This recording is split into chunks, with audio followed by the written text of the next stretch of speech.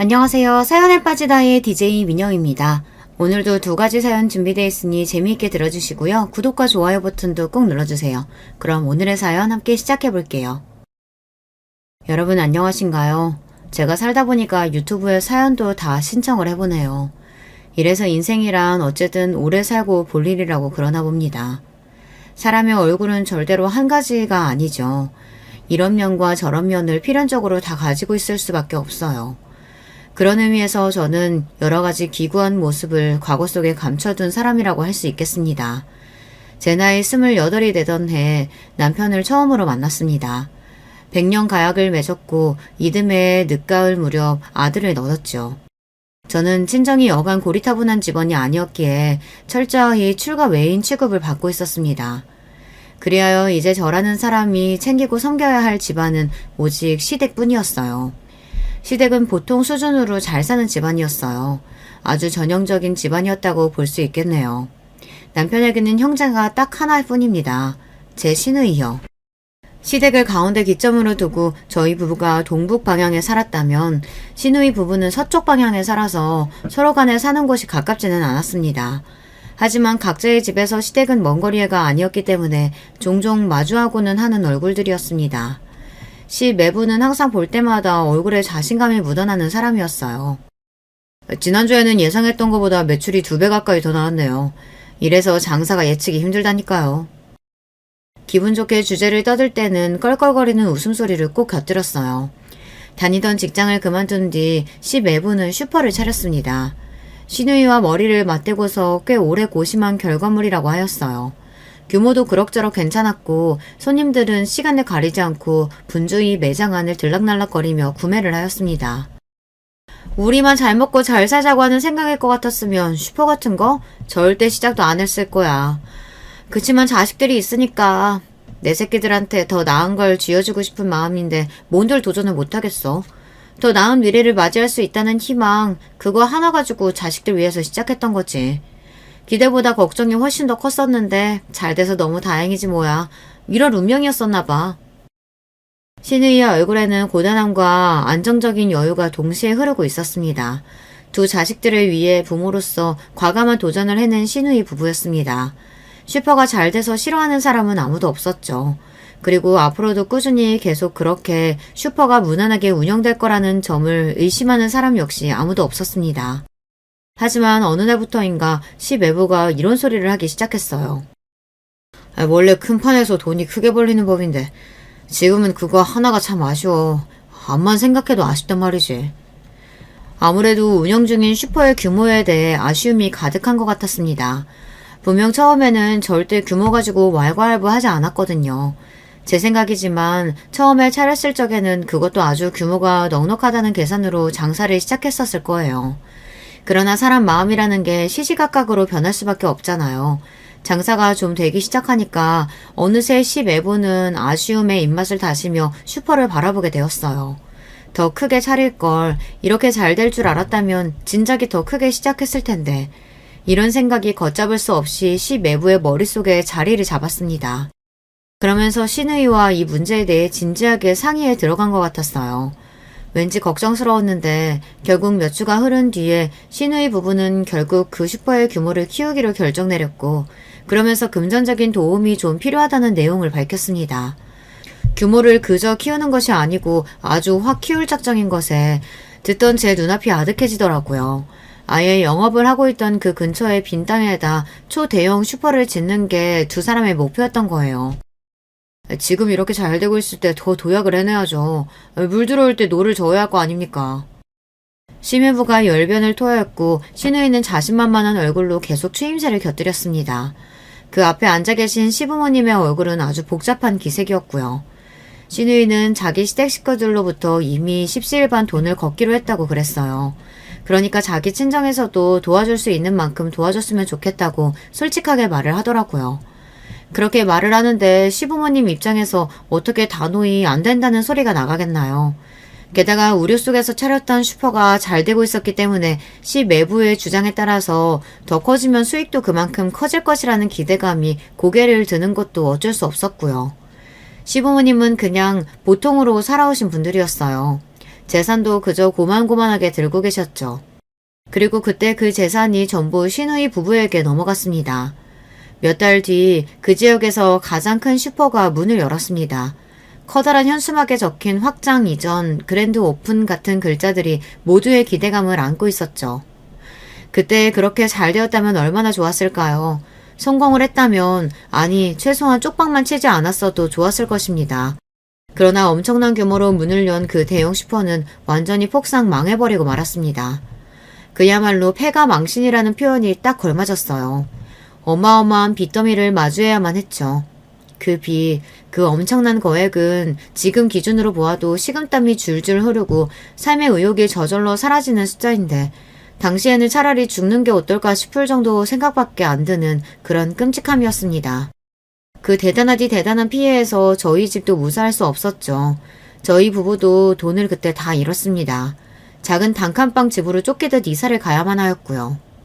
시부모님께서는 온 마음과 정성을 다해 기도를 드려보겠다 하시면서 어느 날 이른 새벽부터 산에 오르셨다가 그만 사고를 당하셨습니다. 두 분 다 산길을 오르던 중 발이 미끄러져 한참을 아래로 구르셨던 거예요. 머리를 다치셨던 시아버지께서는 병원에서 사경을 헤매시다 한 달을 좀 넘게 버티신 끝에 돌아가셨습니다. 시어머니께서는 사고 이후 열 하루 만에 의식을 제대로 되찾으셨던 바 있는데 상태가 너무 좋지 않아서 혹시나 충격을 받아 잘못되실까 시아버지께서 사경을 헤매고 계심을 알려드리지 못했고요. 시아버지께서 돌아가신 직후에도 바로 알려드리지 못하다가 나중에 힘겹게 퇴원을 해내신 이후 천천히 회복을 좀 해내고 계신 게 보일 때쯤 그제서야 조심스럽게 알려드려야 했습니다. 그때 시어머니께서는 차마 입에서 아무 소리도 못 내시고 당신의 가슴을 쥐어짜듯 두드리고 또 두드리며 그렇게 한 맺힌 눈물을 흘리셨습니다. 저희 부부는 숙연함과 죄송함으로 그저 고개만 힘없이 떨구고 있을 따름이었어요. 솔직히 원흉을 꼽는다고 하면 시매부였죠. 애초에 슈퍼를 시작한 것도 무리하게 확장 이전을 하자고 나선 것도 시매부였으니까요. 그리고 시누이는 피가 섞인 시댁 식구이기라도 하지 시매부는 그렇지 않으니까 마음이라는 게 아무래도 좀 그랬던 것 같네요. 그런데 시매부가 마음고생을 너무 많이 해서 얼굴이 반쪽이 되다 못해 아예 산송장처럼 변한 모습을 보니 차마 원망의 말이 입 밖으로 안 나가더라고요. 당신 때문에 지금 우리가 어떻게 된 줄 아느냐, 우리 아들이 얼마나 열악한 환경에서 살게 된 줄 아느냐, 막 이렇게 따지면서 온갖 원망을 소리를 다 내뱉고 싶은 게 본심이었지만 사람의 몰골도 아닌 것처럼 그렇게 변해버린 시매부의 모습을 마주하고 나니 진짜 그냥 한숨밖에 안 나오더라고요.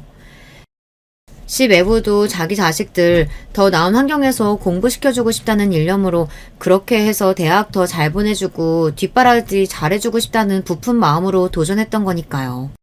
같은 부모로서 그 점만은 정말 애잔할 따름이었죠. 시매부네 집안도 쑥대밭이 된 지 오래였어요. 그 집안도 원체 그렇게 잘 살지 못했어요. 그러니까 직격탄을 맞고 전부 다 아스라졌죠. 그렇게 자기 친정을 꼬드겨서 돈을 털어간 시누이도 죽일 듯 원망할 수가 없었습니다. 남편부터가 자기 누나를 진정으로 탓하지 못했으니까요. 미안한 마음을 진작에 너무 많이 갖고 있었기 때문입니다. 시누이가 남편하고 나이 터울이 컸거든요. 나이 차이 많이 나는 우리 누나. 그래서 항상 어렸을 때부터 누나는 항상 의연하고 꿋꿋하고 무슨 상황에서든 척척박사야만 했어. 딸로 태어난 걸 스스로 죄스럽게 여기면서 눈칫밥 실컷 먹으며 유년 시절을 보냈어야 했지. 반면에 나는 단지 아들이라는 이유 하나만으로 집안 어른들로부터 예쁨받고 대우받고 인정받고 그렇게 어린 시절을 보내면서 자라왔어. 누나는 집안 형편을 핑계로 학업도 길게 못 이어갔고 사회생활에 내몰리자마자 벌기 시작한 돈을 다시 집에 갖다 줘야만 하는 그런 억척스러운 장녀였지. 나는 누나가 번 돈으로 제법 편하게 학창시절을 보낼 수 있었던 걸 부정할 수가 없어. 누나가 희생을 많이 했지. 이렇듯 심각하고 힘든 사태를 겪고 나서도 이런 상황 속에서도 차마 진정으로 자기 누나를 원망하지 못하고 혼자 속으로 화를 삭히는 남편을 저는 왠지 이해할 수 있었습니다. 안 피우던 담배를 뻑뻑 피우면서 술잔을 기울이는 남편의 모습이 너무나도 안쓰러워 보였네요. 한편으로는 이런 게 인생이겠지 싶었습니다. 여보, 있잖아. 내가 하는 말 좀 들어봐. 너무 분하고 억울하지만 사람마다 팔자가 있고 운명이 있는 거더라. 출발선이 남들보다 한참 앞에 그어져 있는 사람이 있는가 하면 출발선조차 보이지 않아서 시작부터 헤매하는 사람도 있더라. 어쩔 수 없는 부분이고 이걸 인정하지 않으면 그 인생만 더 고되어질 뿐이야. 그러니까 우리는 그냥 받아들이자. 열심히 버텨보자. 괴로워서 죽을 것만 같지만 그래도 죽지는 말고 어떻게든 버티다 보면 그렇게 또 하루하루 사라지는 게 바로 인생일 거야. 우리 그렇게 살아보자. 응?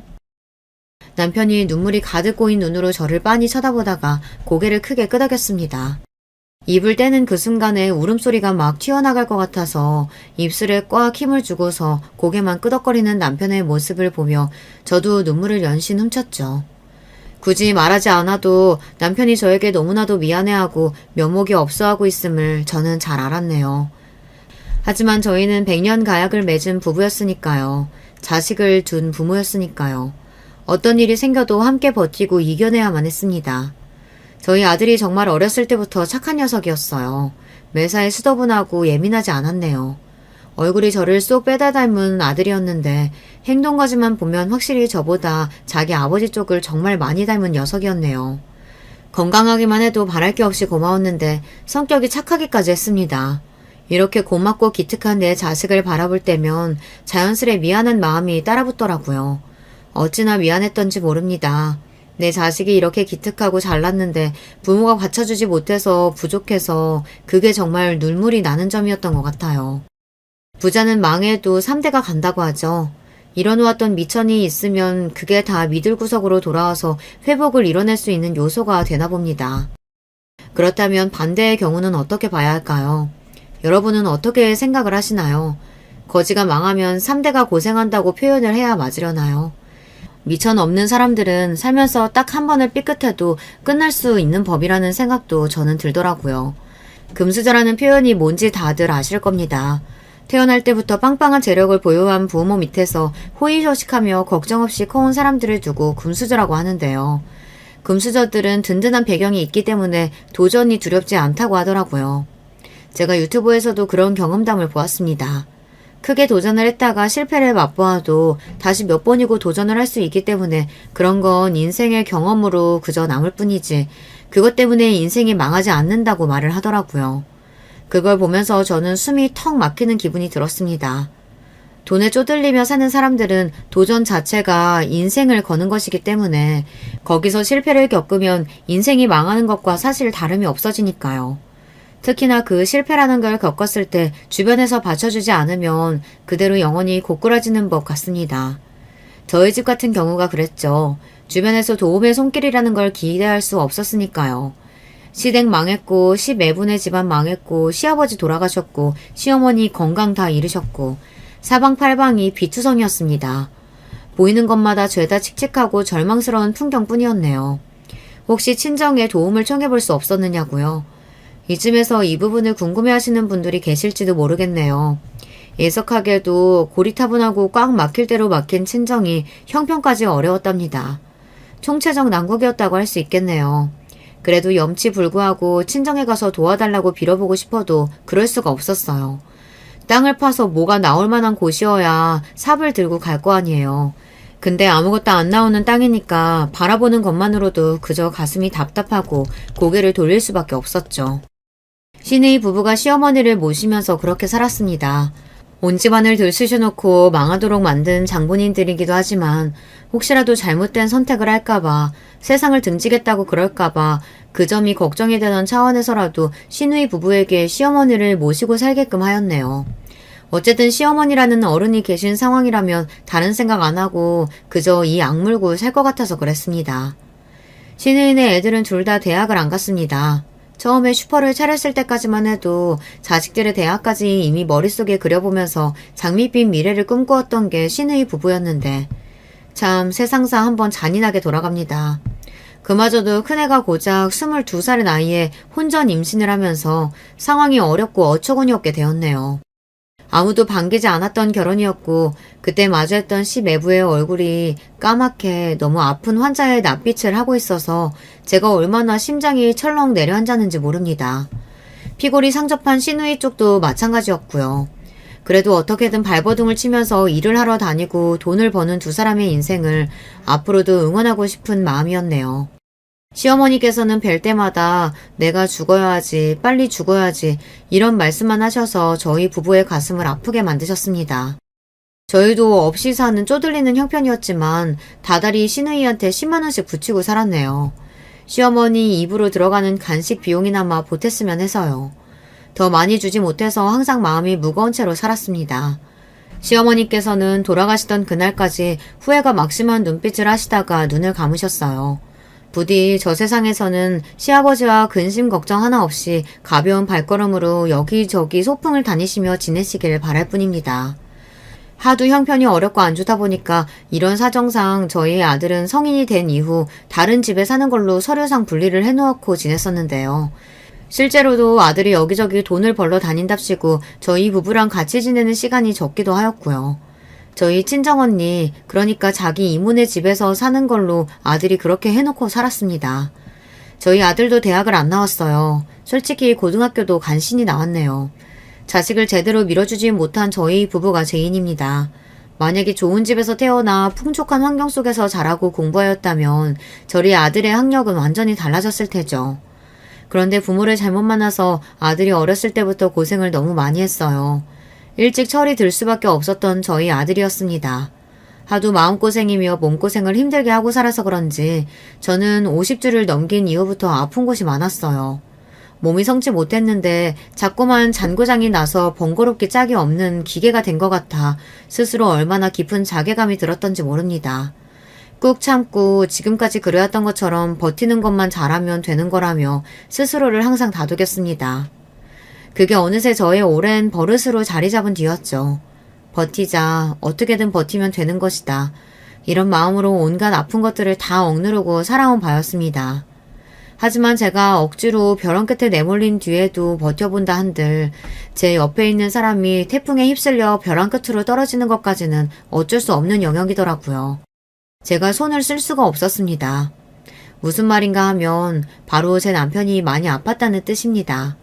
저와 백년계약을 맺었던 사람인데 몸이 아파서 천수를 못 누리게 되었어요. 저는 저 아픈 것만 생각하고 억지로 버티면 그게 능사라고 여겼었는데 아니랬던 것이었죠. 제가 모르는 사이 남편의 몸은 잔인하리만치 크게 병들어가고 있었던 거예요. 바보 같은 배우자를 둔 죄로 남편은 속절없이 죽음에 가까워져만 갔습니다. 안 돼. 그동안 얼마나 힘들게 살았는데 가는 것마저 이렇게 힘든 모습일 수는 없어. 나는 당신 이런 식으로는 못 보내. 남편이 아주 많이 아프다는 사실을 처음 알고 나서 머릿속으로 가장 먼저 든 생각은 이대로 보낼 수 없다라는 것이었습니다. 하는 데까지는 다 해봐야겠다는 결심부터 서더군요. 남편은 저에게 너무 애쓸 것 없다고 하였습니다만 저는 그 소리를 듣지 않았습니다. 내가 당신을 어떻게 포기해. 하는 데까지 나는 다 해볼 거야. 당신 살리기 위해서라면 수단 방법 가리지 않을 준비 되어 있어. 저는 이미 각오가 선 뒤였으나 남편은 슬픈 눈으로 저를 바라보았습니다.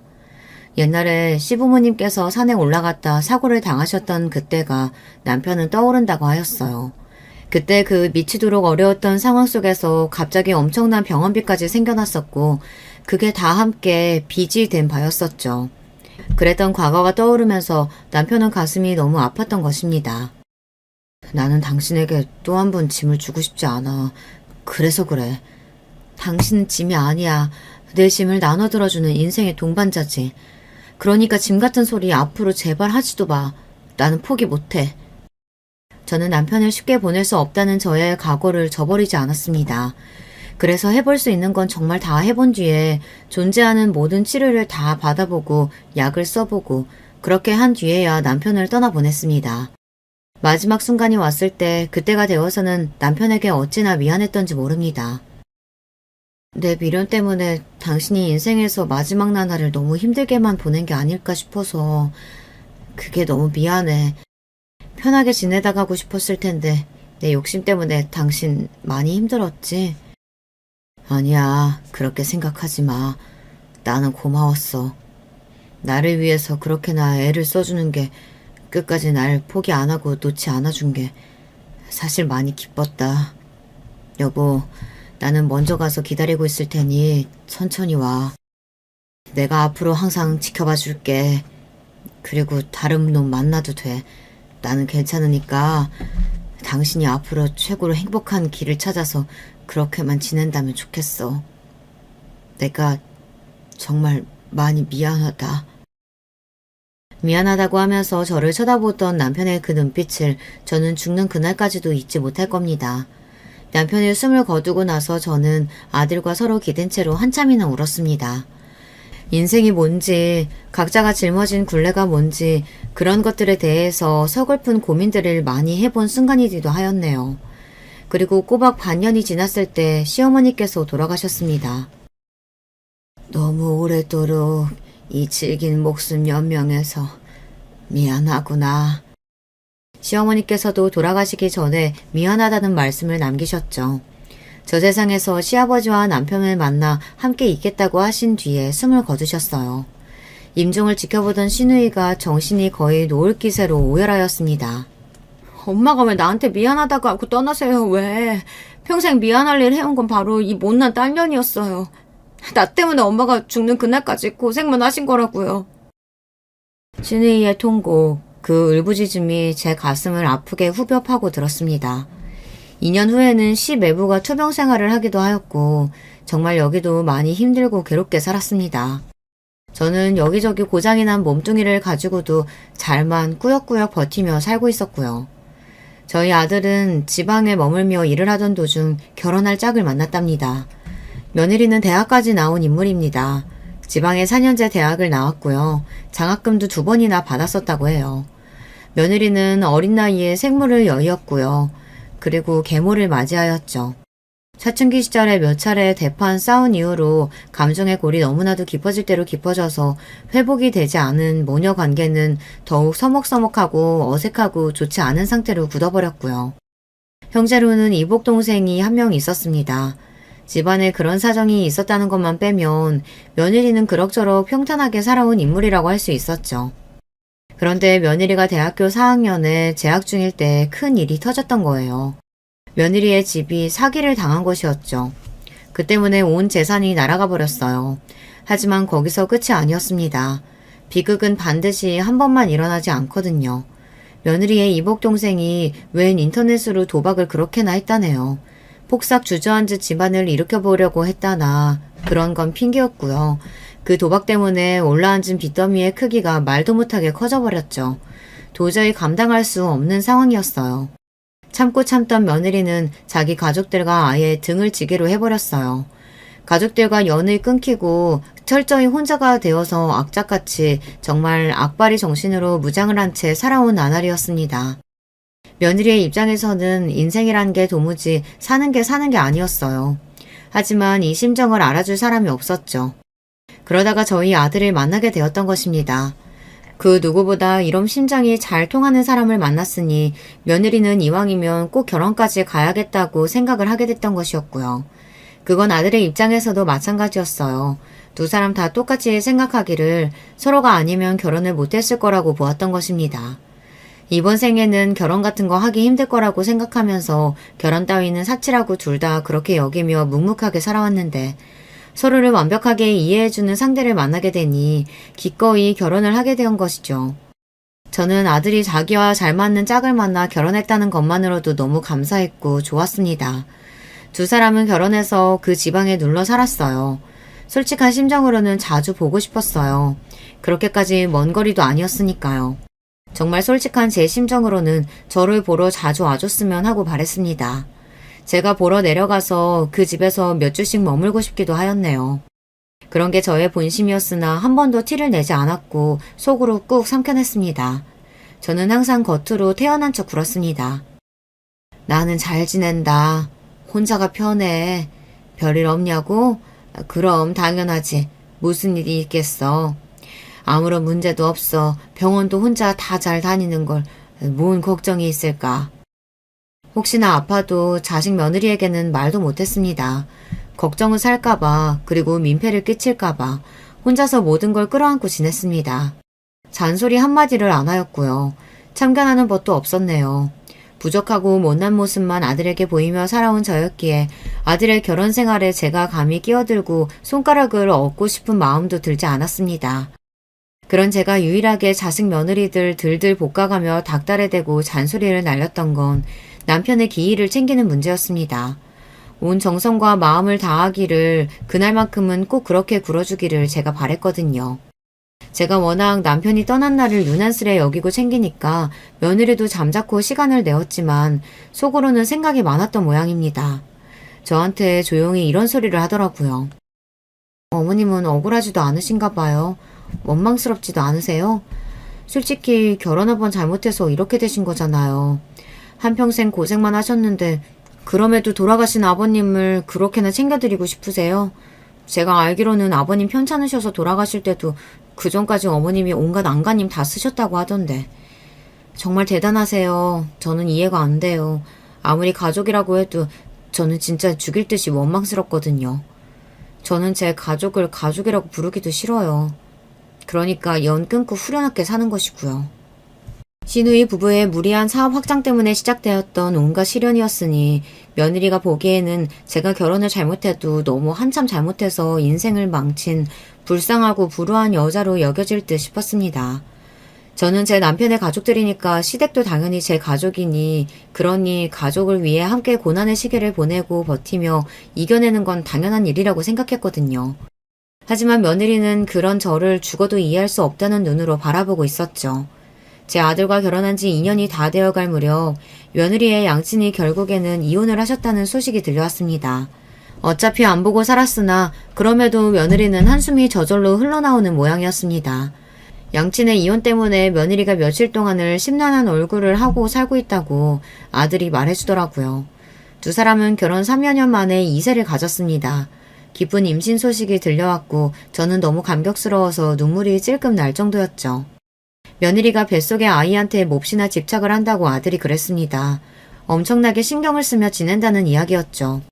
며느리는 임신 사실을 11주가 되었을 때 알았다고 하던데요. 그걸 가지고도 늦게 알아차려서 정말 미안하다며 뱃속의 아이한테 며느리가 얼마나 사과를 하면서 유난을 떨던지 모른다고 그랬습니다. 당연한 이야기지만 두 사람은 굉장히 아끼면서 결혼 생활을 해온 바였어요. 절약은 기본이었죠. 그럼에도 며느리는 뱃속에 아이가 먹고 싶다고 생각이 들면 얼마나 비싼 음식이든 가리지 않고 마구마구 사 먹었다고 하였습니다. 아이가 먹고 싶어 하면 그걸 꼭 들어줘야 한다는 게 며느리 생각이었고요. 그러면서도 다른 것에 들어가는 비용은 허리띠를 더욱 졸라매면서 아끼자고 하였어요. 태어날 아이를 생각하면 한 푼이라도 더 돈을 아껴서 모아야 한다는 이야기였습니다. 며느리는 이상적인 가정을 이루는 것에 상당한 집착이 있는 듯 하였어요. 나는 자식한테 해줄 수 있는 건 다 해주는 그런 부모가 되고 싶어. 화목하고 사회좋은 부모의 모습, 해달라는 건 거의 다 해줄 수 있는 부모의 모습, 그런 모습들만 자식들에게 보여줄 거야. 우리는 꼭 우리 부모 같은 사람 되지 말자. 그걸 목표로 삼기만 해도 아주 괜찮은 부모가 될 수 있을 거라고 나는 그렇게 생각 중이야. 며느리는 자기 생각을 거듭 분명하게 아들을 향해 밝혔고요. 어차피 남보다 못하게 안 보고 사는 분들이라고는 하지만 내 부모님이라는 그분들 어떤 꼬라지였니 생각을 해봐. 그리고 당신 어머님도 지금 기껏 기초수급비만 받으며 사시잖아. 한 번 사는 인생인데 다들 너무하시는 거 아니야? 우리는 절대 그런 부모가 되어서는 안 돼. 그렇게 말을 하며 며느리가 뜨거운 눈물을 한 줄기 흘린 바람에 아들이 차마 무엇라고 대꾸나 반박도 못했다고 하더군요. 눈물이 흐르는 와중에도 며느리의 눈빛은 분에 가득 차 있었대요. 아들은 그저 한숨과 함께 고개만 끄덕여줄 뿐이었죠. 건강하게 아이를 낳고 나면 며느리가 너무 그렇게까지 과하게 행동하고 말하는 것들이 나아지지 않을까 아들은 짐작하며 기대했다고 합니다. 임신 증상 중 하나로 며느리가 과한 생각들을 하게 됐던 건 아닐까 아들은 그렇게 넘겨짚었던 건데요. 안타깝지만 그 기대는 들여맞지 않았습니다. 며느리는 출산 이후에도 똑같았거든요. 건강하고 어여쁜 딸을 며느리가 무사히 낳았는데 저에게는 손녀가 생긴 것이었습니다. 너무 기쁘고 그 감동은 말로 표현이 안 됐죠. 도움을 주기 위해 제가 가서 딱 2달간 같이 지냈습니다. 출산을 마치고 1달 정도는 며느리가 몸 회복만 신경 써서 저도 잘 몰랐는데요. 그 이후로 굉장히 예민하게 굴었습니다. 사사건건 예민한 눈초리로 저를 흘겨보며 얼마나 야단이었는지 모릅니다. 어머님, 아기를 왜 그렇게 안으세요? 제발 조심 좀 하세요. 어머님은 아들만 낳고 키워보셔서 잘 모르시는 모양인데 딸은 더욱 세심하고 조심스럽게 대해야 하는 법이에요. 어머님이 새로 잘 좀 배워주세요. 오만 것에 트집을 잡으며 짜증을 냈고 예민한 기질을 따져보자면 한도 끝도 없을 정도였습니다. 그럼에도 제가 해주고 싶은 건 해주고 싶은 마음에 버티면서 2달을 채웠네요. 버티는 건 제 인생의 특기였으니까요. 2달간 같이 지내다가 저의 작은 보금자리로 돌아왔던 날 자리에 눕자마자 끙끙 앓기 시작해서 이틀을 내리 힘들어하다 간신히 정신을 차렸었죠. 온몸이 두들겨 맞은 것처럼 근육통으로 시달리고 있었습니다. 제가 원체 몸이 좋지 않기도 했기 때문에 너무 힘들었네요. 그럼에도 불구하고 제 아들이 결혼을 해서 가정을 꾸렸다는 거, 어여쁜 손녀가 생겼다는 거, 이런 것만 생각해도 참 기분이 좋았고 흐뭇했어요. 이런 식으로 인생이라는 게 이어진다는 생각이 들더군요. 시간이 흘러서 어느덧 귀여운 소녀의 첫 돌이 다가왔고 약소하게 돌잔치를 하기로 하였습니다. 아들하고 며느리가 아주 가까이 지내는 지인들만 몇 불러서 짧게 식사나 하기로 했죠. 어차피 부를 사람도 많이 없으니 정식으로 돌잔치를 열 필요가 없다는 게 2사람의 생각이었고요. 짧게 식사만 달랑 끝내는 것이 아니라 대신에 좋은 호텔에 예약이 되어 있었습니다. 그곳에 한쪽 공간을 멋있게 꾸며놓고 거기서 돌사진을 여러 장 찍으면서 여유롭게 시간을 보내는 게 돌잔치 날의 진정한 백미였습니다. 고급스러운 기념사진을 아주 많이 남길 수 있는 곳이었어요. 이렇게 보면 정말 부잣집에서 태어난 막내딸 같아 보인다. 우리 공주님이 정말 고급스러운 느낌이 가득하네. 멋진 호텔에서 고급스러운 분위기를 내며 사진을 찍는 동안 며느리가 소녀의 모습에 감동을 받았는지 눈물까지 글썽이며 그런 말을 해댔습니다. 더할 나위 없이 알차게 흘러가고 있는 돌잔치 날이었으나 며느리가 묘하게 저한테만 태도가 안 좋더라고요. 불만이 있는 것인지 자꾸만 말투를 틱틱거리면서 냈고요. 2달간 며느리와 함께 지내며 그 성격을 겪어봤던 저는 오늘 같은 날에 예민한 기질이 잔뜩 튀어나와서 저런가 보다 싶은 추측이나 했었습니다. 그런데 알고 보니 구체적인 이유가 따로 있었더라고요. 묘하게 공기가 불편하기에 저는 오래 같이 있었으니 이만 가보겠다고 말을 꺼내자 아들이 깜짝 놀라면서 호텔 여기 방을 하루 빌렸으니 내일 가시라며 펄쩍 뛰었으나 옆에서 며느리는 아주 태연한 얼굴로 빨리 가시는 게 편하다면 그렇게 하셔야 하는 거 아니냐며 저를 얼른 보내려고 하였습니다. 저는 아무 내색도 없이 그렇게 하겠다고 말을 했고요. 그런데 잠시 후 아들이 소녀를 보고 있는 사이 며느리가 저한테 다가오더니 내내 틱틱대며 저한테 태도가 안 좋았던 이유를 밝히더군요. 어머니, 반돈이 대체 뭐예요? 반돈이라니 너무하시잖아요. 제가 소녀 돌인데 한 돈도 아니고 반돈짜리를 맞춘 게 며느리가 보기에는 너무 싫었던 것입니다. 부끄러움을 뒤로한 채 제가 입을 열었어요. 내가 그거 기초수급비 모아서 맞춘 거야. 너도 뻔히 알면서 그러니. 아무리 그래도 친소년데 첫돌에 너무하신 거 아니에요? 진심이 안 보이잖아요, 진심이. 아우 짜증나. 왜 이렇게 사람이 구질구질해? 버럭 신경질을 낸 다음 며느리는 저를 한껏 째려보면서 중얼대기까지 하고서는 등을 획 돌렸습니다. 저는 눈물이 핑 돌고 말았어요. 가뜩이나 몸도 안 좋은데 이런 상황을 겪으니 손이 막 덜덜 떨리더라고요. 지금 가보고 싶으니까 아들한테 저는 바깥까지 배웅 나가달라고 했습니다. 제가 워낙 성격이 매사에 참고 또 참으면서 우직한 편이고 이래저래 말을 옮기고 다니는 사람이 아니니까 며느리도 제가 아들과 함께 나가는 모습을 보며 별 생각이 안 들었던 것입니다.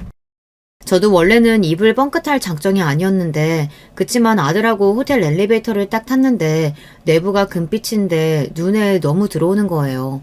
저도 모르게 울컥 감정이 터져버리고 말았습니다. 미안하다. 너한테 정말 미안하다. 내가 평생 자식한테 잘못만 하고 사는 생각이 오늘 부쩍 강하게 드는구나. 네가 무슨 고생이니? 너는 왜 하필 못난 나한테서 태어나서 팔자가 이 모양이야. 제가 눈물을 닦으며 말을 쏟아내자 놀란 아들이 이유를 물어왔고 저는 며느리와의 일을 다 털어놓았습니다. 아들은 반돈이든 반의 반돈이든 상관없이 그 마음이 감사한 거라며 무척이나 속상해했어요. 그럴 거 없다. 그냥 내가 죄인이지 뭐. 며느리가 그 입장에서 이런 시어머니가 얼마나 싫고 한심하게 보일까. 내가 며느리였어도 그랬을 거야. 저는 괜히 마음에도 없는 소리까지 구구절절 늘어놓고 말았습니다. 며느리는 이제 과거 다 잊고 악착같이 살아볼 생각만 한다. 자식을 남부끄럽지 않게 키울 욕심이 가득하다. 그런 며느리에게 나 같은 시어머니는 부끄러운 존재일 뿐이다. 내가 그걸 오늘로써 분명히 알았다. 이렇듯 깊은 속에서만 하고 말았던 생각들도 그 자리에서 열띤 감정을 타고 입 밖으로 쏟아져 나오고 말았습니다. 아들은 이게 다 자기가 부족해서 그런다며 시무룩한 모습이었고 저는 애써 눈물을 닦고서 집으로 돌아왔어요. 몸이 너무 고단해서 기절하다시피 잠이 들었고 이튿날 정신을 차리고 나니 구구절절 떠들고 말았던 제 모습이 한심해서 미칠 지경이었습니다. 민망한 가슴을 안고서 아들에게 문자를 남길까 하다가 고민 끝에 전화를 걸었어요. 신경 쓰이게 해서 미안하다고 그 말부터 꺼냈는데 아들이 차분한 목소리로 괜찮다고 대답하며 그 다음에 깜짝 놀랄 만한 이야기를 전해왔습니다. 제가 그분 찾았어요. 그분? 갑자기 웬 소리니? 누구 말하는 거야? 미국에 계신 그분이요. 엄마의 딸, 그분 말이에요. 저는 등줄기에 소름이 돋아났고 하마터면 전화기를 손에서 놓칠 뻔했습니다. 네가 그 사실을 어떻게 알았니? 아버지가 돌아가시기 전에 저한테 다 말씀해 주셨어요. 그래서 진작에 다 알고 있었어요. 생각지도 못했던 아들의 이야기를 듣는 동안 저는 어느새 과거를 되짚어보고 있었습니다. 그 시절 고리타분한 친정을 둔 여자치고 제가 28이면 결혼을 늦게 했다는 생각을 하신 분이 혹시 계실까요? 그러셨다면 굉장히 예리하신 겁니다. 사실 저의 첫 결혼은 22살에 이루어졌습니다. 중매쟁이를 통해서 결혼했었죠. 그런데 시어머니라는 인간이 전 보는데 미친 사람이었습니다. 저의 첫 남편이라는 인간도 처음에는 괜찮았고 단 몇 달이 지나자 본색이 드러나서 저한테 함부로 굴었어요. 정신 나간 집안에서 저는 임신을 하여 불러오는 배를 붙잡은 채 불안에 떨어야만 했습니다. 제 나이 23에 딸을 낳았어요. 그리고 제 딸의 첫 돌이 지나가기 무섭게 애아빠라는 인간이 바람을 피웠어요. 시어머니였던 작자는 저를 내버려야 한다고 주장했고요. 제가 평생을 가도 아들을 못 낳을 몸인 걸 확신한다고 그러셨습니다. 그런데 딸이 얼굴에서 시댁의 피가 딱 보였거든요. 그랬었을까요? 점을 봤는데 아기는 절대 내어주면 안 된다는 소리를 들었다고 하며 저만 나가라고 하였습니다. 제가 낳은 생명을 어찌 두고 가나요? 미친 집안에서 버틸 수 있었던 건 제가 낳은 어여쁜 딸을 보며 의지했기 때문입니다. 그런데 딸을 두고 저만 나가라니 있을 수 없는 일이라서 빌고 또 빌었습니다. 그랬더니 어느 날은 시어머니였던 그 인간의 친구, 그리고 시누이였던 미친 여자까지 그렇게 셋이서 저를 붙잡고 끌고 나가서 옷을 막 벗겨내고 물이 반쯤 얼어있는 냇가에 저를 던져버렸습니다. 그때가 추운 겨울이었죠. 저는 수치스럽고 아프고 춥고 정말 죽을 것만 같았습니다. 저는 더 이상 그곳에서 살 수 없었어요. 그 동네에서는 황당하게도 제가 웬 남자하고 바람이 나서 붙어먹다가 그 현장을 들키는 바람에 옷도 못 입은 채로 도망쳤다는 소문이 돌았습니다. 그 미친 집안 사람들이 낸 소문이었죠. 만신창이가 되어서 친정으로 향했습니다. 친정에서는 저에게 화를 냈어요. 상황이 그렇게 되었으면 그냥 애를 냅두고 얼른 빠져나왔으면 될 일이지 왜 이렇게까지 일을 어렵게 만드냐고 하더군요. 애가 없어야 다시 남자를 만날 것 아니냐며 저한테 불같이 화를 냈습니다. 애를 데려올 생각은 추워도 하지 말라며 엄포를 놨고요. 이러지도 저러지도 못한 채 저는 버티고 또 버텼습니다. 그러다가 26의 해가 밝았던 시기에 결국 결혼 생활을 완벽하게 정리하고 끝냈으며 아이를 영영 두고 떠났습니다. 자식을 등진 엄마가 저였어요. 그 후로 몇 달이 지나서 애 아빠 그놈이 재혼을 했고 딴 지역에서 살게 됐다는 소식을 듣게 되었어요. 아이를 데리고 재혼한 것이었죠. 친정 식구들은 저에게 잘단 일 아니냐며 이제 아이 걱정은 말고 얼른 다시 짝이나 만나라고 했습니다.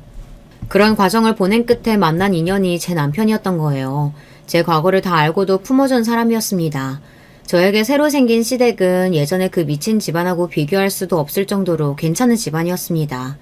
결혼을 앞뒀을 때 시부모님, 시누이, 시매부 모두 제 과거를 알게 됐는데 다들 깜짝 놀랐음에도 저를 받아주었어요. 그러니 제가 남편과 시댁에게 제 마음을 다 할 수 있었던 거예요. 끔찍했던 첫 번째 결혼 생활을 다 뒤로 한 채 살았으나 제 아이, 제 딸만은 지워지지가 않았습니다.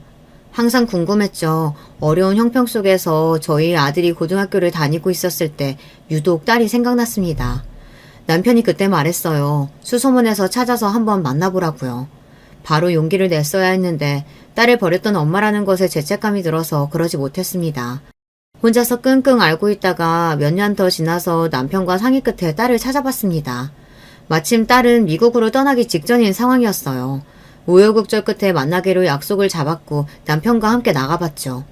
자리에 나온 딸이 저와 체형이 아주 비슷하고 인매 또한 비슷한 것이 저는 눈물이 났습니다.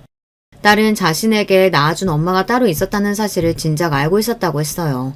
왜냐하면 이북 형제들과 차별을 심하게 당했으니까요. 미친놈의 그 집안 사람들이 입도 함부로 놀렸기 때문에 딸이 과거 이야기를 잘하면서 다 듣기도 했다고 합니다. 그래서 딸은 자기를 버리고 간 저를 원망하면서도 차마 미워할 수 없었다고 했어요. 떠나기 전 이렇게 뵙게 돼서 다행이라는 생각이 드네요. 저는 살면서 너무 지겹고 지치는 일들만 가득했기 때문에 이 나라를 아예 뜨고 싶다는 소망이 항상 있었어요. 재미급포하고 결혼 약속을 한 김에 미국으로 건너가서 영영 살기로 했어요. 엄마가 그동안 잘 살고 계셨다니까 안심이네요. 엄마의 가정에 행복만 가득하길 바랄게요. 딸은 무덤덤하게 말했으나 눈가가 어느새 젖어 있었죠. 저희 부부는 이래저래 힘들게 사는 중이라는 소리를 그 앞에서 전혀 하지 않았고 평범하게 아주 잘 사는 척 했습니다. 100만 원이 든 봉투를 딸에게 건네주기도 했죠. 꼭 받아달라고 간절하게 말을 했더니 딸이 마지못해서 그걸 받았습니다. 눈물을 꾹 참으며 돌아섰던 딸과의 만남은 깊은 여운을 남겼고 몇 날 며칠을 곧 씹으며 지냈어요. 그리고 며칠 뒤 집으로 웬 편지가 왔는데 미국에서 보낸 것이었습니다. 덕분에 한국의 외로운 곳이라고만 기억되지 않게 됐어요. 감사해요. 만약에 제가 다시 한국에 가서 살게 된다면 그건 두 분 덕에 용기가 생겼기 때문일 거예요. 이런 내용이 적힌 편지였습니다. 혹시나 싶어서 100만 원이 들었던 봉투 안에 주소와 연락처 같은 걸 적었었거든요. 그걸 보고 딸이 편지를 붙인 것이었죠. 그 편지를 안고서 한참을 울었습니다. 고맙고 기특하고 또 미안해서 그랬습니다. 딸이 미국으로 떠나기 전에 만났고 편지를 받게 된 것까지 남편의 덕이 분명히 있었죠. 그래서 남편에게도 많이 고마웠어요. 딸이 보내온 편지를 고이고이 몰래 간직하고 있었는데 설마 그 편지 봉투에 기재되어 있던 보낸 사람의 주소를 남편이 아들에게 알려주고 세상을 떠났을 줄은 상상도 못했습니다. 그 주소로 편지를 붙일까 하다가 미국에서 살다 온 경험이 있는 지인한테 일단 물어봤어요. 그랬더니 지인이 그 주소를 보더니 그 근처에 있는 한인교회를 찾더라고요. 그 주소지 근처에 있는 한인교회 두 곳을 연락해봤죠. 한인들끼리 사회를 이루며 지내기 때문에 높은 확률로 한인교회를 다니고 있을 거라고 아들의 지인이 추측했다고 해요.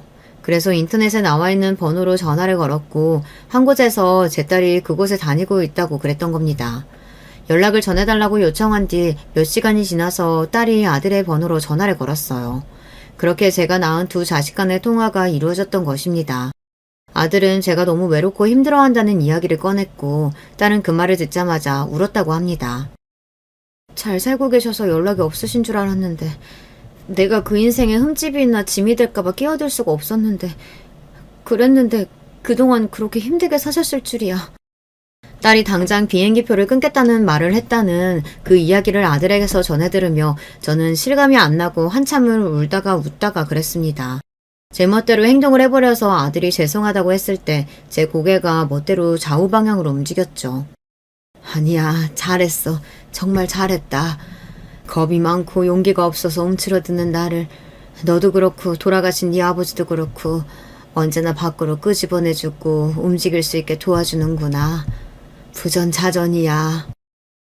저는 평생 묵은 체증이 내려가는 것 같아 후련해졌고 아들은 저에게 자기가 며느리와 잘 이야기해서 아예 단판을 짓겠다고 했어요. 그동안은 며느리가 한편으로는 이해가 되기도 해서 그냥 내버려뒀는데 그게 선을 넘어버렸으니 딱 짚고 넘어가야 할 때라고 말했습니다. 아들이 어찌나 든든하게 느껴지던지요. 당신이 만약에 한 번만 더 우리 엄마한테 함부로 걸면 나 그때는 가만히 안 있어. 이혼도 불사할 거야. 뭐? 이혼? 애도 있는데 어떻게 애한테 이혼 가정을 안겨주겠다고 그럴 수가 있어? 자꾸 애한테 몰입해서 애 관점으로 그렇게 멋대로 생각하지 마. 당신 생각이 애 생각하고 같을 거라는 보장이 있어? 이혼하고 다달이 당신한테 양육비 주면서 살아도 난 차라리 괜찮으니까 우리 엄마 함부로 취급당하시는 꼴은 앞으로 절대 못 봐. 아들이 단호하게 나가자 며느리가 충격을 크게 받았다고 해요. 그러면서 정신이 좀 든 것인지 저한테 전에 없이 먼저 안부 연락을 다 하더라고요. 앞으로는 며느리 노릇을 잘하겠다느니 그런 소리를 하면서 말입니다. 딸이 없었다면 제가 며느리의 일에 너무 일희일비했을지 모르죠. 하지만 저를 만나러 그 먼 길을 날아와준 딸이 있었기에 제 마음은 이제 아주 든든하고 여유로웠습니다. 내가 모르는 시누이가 있었다고? 미국에 산다고? 멀쩡한 2층 집에 앞마당하고 뒷마당도 다 있다고? 세상에, 이게 어떻게 된 일이야? 제 딸의 존재에 며느리가 기절할 때 놀랐음은 당연한 일이었습니다. 그러더니 더욱 저에게 언행을 공손히 하기 시작하더군요. 저는 딸과 오랜 세월을 건너뛰어 아주 돈독한 모녀관계가 되었어요. 그리고 딸하고 아들이 서로 어색함도 없이 무난하게 대화도 잘하고 그렇게 잘 지내더라고요. 신기한 일이었네요. 둘 다 제가 낳은 자식들이니까요. 이래서 피가 물보다 진하다고 하나 보더라고요. 시누이하고도 딸이 인사를 나눴고 서로를 신기해하는 장면에 저는 눈물 섞인 웃음이 나왔습니다. 의외의 장면들이 계속해서 끼어드는 게 그게 인생인 것 같아요. 안녕하세요. 저는 경기도에 살고 있는 40대 여성입니다. 열심히 제 주관을 지켜오며 살아왔지만 인생이 참 제 뜻대로 흘러가지 않는 것 같아서 답답한 마음이 드네요. 제 이야기를 한번 시작해 보도록 하겠습니다. 저는 결혼한 지 3년이 되었고 이래저래 남편과 좋은 감정을 가지고 인연이 되었어요. 사실 한 번 정도는 결혼을 고민해 볼 기회가 있었는데 제 발로 차버렸던 것 같아요. 왜냐면 결혼할 때 지금의 시어머니 반대가 꽤 심했거든요. 나는 엄마 없이 자란 것들은 영 신뢰가 안 가. 이상하게 버릇도 없고 복이 없어. 내가 그동안 봐온 바로는 딱 그 짝이더라니까. 아니 게다가 아빠도 아프시다며? 이거 원... 적어도 부모가 둘 중 하나는 성해야지. 뭔 근본도 없는 집이랑 연을 맺고 앉아있냐? 어머니의 이 말은 연애 시절 저에게 큰 상처를 주었고 저는 너무 많은 충격을 받고 남편과 거리를 두었어요. 하지만 계속해서 구애해오는 남편 때문에 저도 억지로 생각을 돌려보게 되었어요. 그리고 본격적으로 어머니가 저와의 결혼을 허락하신 이유는 다른 것에 있었답니다. 바로 예비 시아버님이 아프셨기 때문이에요. 아이고 명준아, 네 아빠 오늘 내일 하는 상황에 빨리 장가라도 가야지 어쩌냐. 빨리 그 누구냐, 그 예진인가 뭔가랑 결혼해.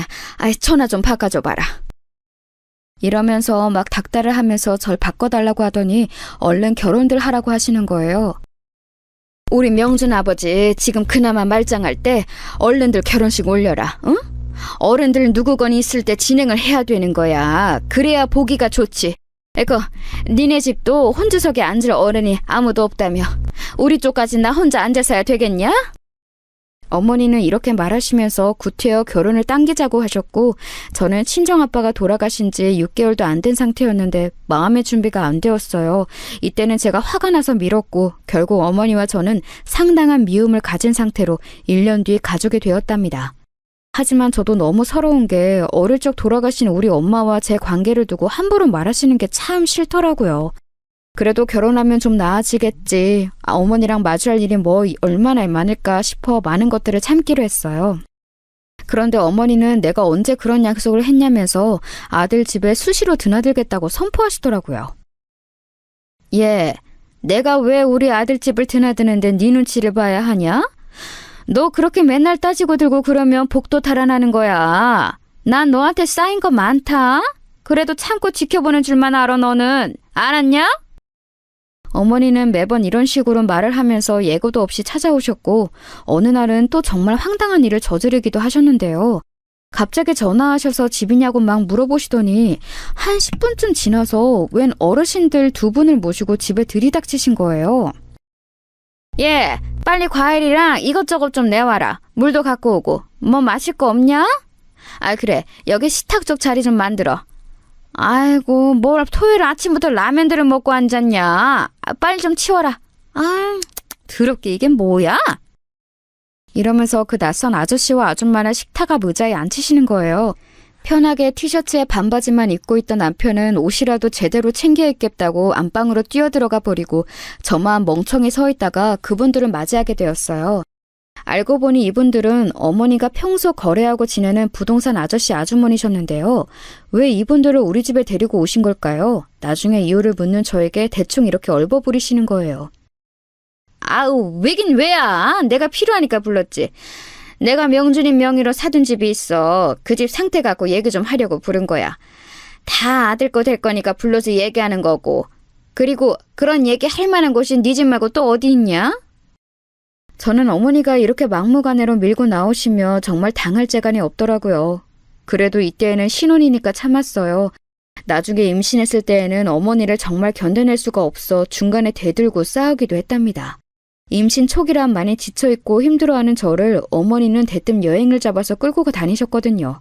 그때 정말 제가 잊혀지지도 않는 게 임신 4개월인 저를 갖다가 무작정 계곡으로 데려가신 거예요.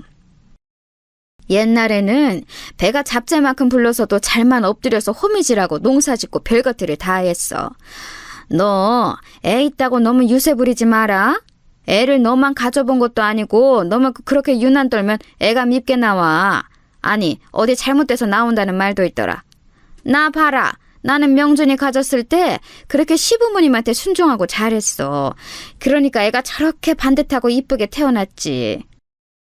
꼭 말을 이런 식으로 기분 나쁘게 아주 상스럽게 꼬고 꼬아서 대꾸하시는 어머니를 보며 정말 화가 많이 났어요. 이쯤 되면 가만히 있으면서 이런 상황이 자꾸 흘러가게 허락하는 남편도 문제인 거잖아요. 저는 남편을 불러다가 얘기했고 이 인간은 중간에 껴서 뭐라 하지도 못하고 멍청이 있더라고요. 어머니 말씀하시는 거 들었지? 세상에. 나 아무리 입덧도 끝났다고 하지만 아직 임신 중기에 조심해야 될 때야. 막말로 물 받고 미끄러지면 어쩌려고 그래? 자기 원래 이렇게 어머니랑 어디 다니고 그런 것도 아니었잖아. 결혼하고 내가 들어오니까 갑자기 이런 스케줄 잡아서 막 돌아다니시는 거 아니냐고. 내가 왜 그런 스케줄에 다 맞춰야 해? 뱃속에 애도 있는데 진짜 너무 스트레스 받고 힘들어. 당신 어머니한테 말씀드려서 자고 가는 거 진짜 너무 무리고 저녁쯤 집에 가자고 말씀드려봐. 이 이상은 나도 화나서 참을 수가 없어. 남편은 제 말을 듣고도 계속 우물쭈물하면서 자기 엄마 눈치를 심하게 보는 거예요. 근데 엄마가 모처럼 가자고 해서 온 건데 우리 결혼하고 애기 생겼다고 축하해주고 싶어서 그런 거잖아. 조금만 참아보자, 응?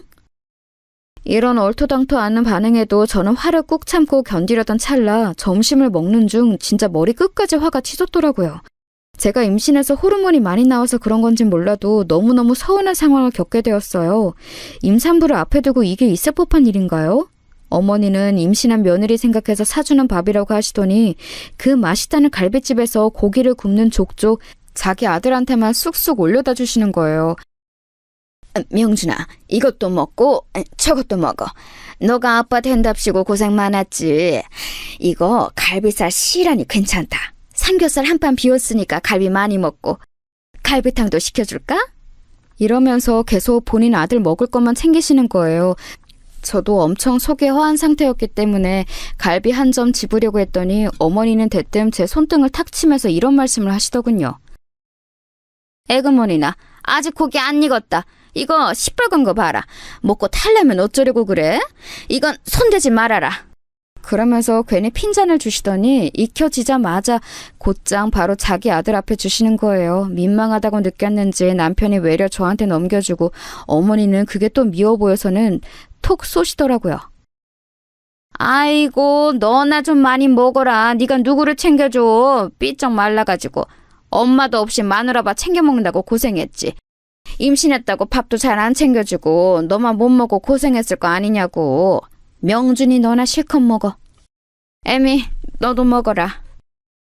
이렇게 말만 하시면서 무슨 파치 엄마 마냥 기막히게 차별을 하시더라고요. 저는 가장자리에 떨어진 다 탄 고기나 몇 점 주워 먹었고 갈비탕도 아들만 시켜주시고 저는 그냥 내버려 두시는 거예요. 안 그래도 몸이 성치 않고 입도 끝난 지도 얼마 안 됐고 졸리고 피곤해하는 저를 밥도 그렇게 허술하게 먹으시더니 계곡 쪽으로 끌고 다니면서 어지간히 부려먹으셨어요. 야야, 얼른 명준이랑 나랑 여기서 사진 좀 찍어줘봐라. 응? 아니 사진이 이게 뭐야? 좀 잘 좀 찍어봐라. 아이 가만히 있어봐봐. 나 모자 좀 가져오게. 그 땡볕 아래 배가 조금 불러서 나와 있는 저는 열심히 시어머니와 남편의 투샷을 찍느라 30분 넘게 땀을 뻘뻘 흘려야 했어요. 나중에 기진맥진한 저는 계곡 앞쪽에 스르륵 주저앉았고 그런 저를 보고 어머니는 이렇게 말씀을 하시는데 그 말에 전 더 참지 못하고 택시를 불렀고 그대로 집으로 가버렸어요. 야, 아이고 팔자 좋다. 놀러와서 왜 그렇게 비실비실대? 그래가지고 나중에 애기 낳아서는 맨날 이렇게 따라다닐 수 있겠냐? 이 정도 더위도 못 참아서 어쩐다냐? 이 말을 듣는 순간 정말 얼마나 끔찍하게 느껴졌는지 몰라요. 애기를 낳아서 무슨 맨날 이렇게 어머니랑 남편이랑 넷이서 끌고 다닐 예정이신 걸까요? 저는 새벽같이 이날 끌려 나와 땡볕 아래 걸었고 물속에 들어가지도 못하고 옆에서 뻐끔뻐끔 보고 속은 울렁거리고 먹은 건 얼마 없고 어머니 심부름만 하느라 너무 질려 있었어요. 그런데 잠깐 쉬는 저에게 또 핀잔을 주시는 걸 보니 온갖 정나미가 다 떨어지더군요. 그래서 곧장 저는 택시를 불러서 타고 가버렸고 사라진 저를 한 30분쯤 늦게 발견한 남편은 전화를 하고 난리가 났어요. 전화하지 마. 어머니랑 당신이나 좋은 시간 보내. 나는 거기 더 있을 생각이 없으니까. 배 너무 땡기고 불편하고 넘어질까봐 가슴이 조마조마하다고. 대체 나한테 왜 이러는 거야? 날 얼마나 괴롭혀야 마음이 편해? 어머니도 어머니지. 아니 뱃속에 자기 손자 안고 있는 며느리는 그렇게 굶기고 자기 아들만 눈에 보여서 먹는 걸로 차별하시냐? 나 임산부야. 왜 가만히 있는 꼴을 못 보시냐고. 당신은 나를 안 지켜주니 나도 내 애랑 나를 지키기 위해서 그만 집으로 가는 거야. 오늘 외출도 자제할 더위인 거 당신도 알고 있지? 그런 날씨에 임산부를 이렇게 땡볕에 10시간 가까이 세워두는 게 말이 돼? 이렇게 왁하고 난리를 친 저는 곧장 집으로 돌아와서 샤워를 하고 그대로 기절할 듯 잠들었어요.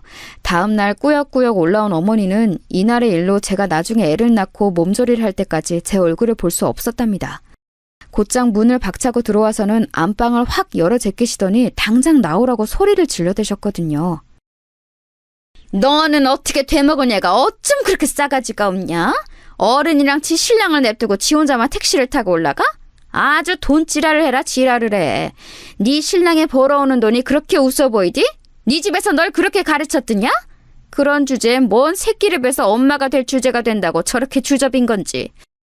아이고 진짜 미워 죽겠다 너. 이날에 저는 이성을 거의 반쯤 잃고 소리를 질러대며 엄청난 소리를 하게 되었어요. 그럴 마음은 아니었는데 어쩌다가 그런 소리를 뱉은 건지 저도 이해가 안 갈 정도랍니다. 어머니, 저한테 자꾸 너너거리지 마세요. 저희 부모님 지금 한 분도 안 계시다고 저한테 막말하시는데 제 뒤에 뭐 아무것도 없어 보이니까 함부로 대하시는 거예요? 왜 말을 그렇게 하세요? 싸가지라뇨, 지랄이라뇨. 뱃속에 애기 있는데 왜 말을 그렇게 상스럽게 하시냐고요.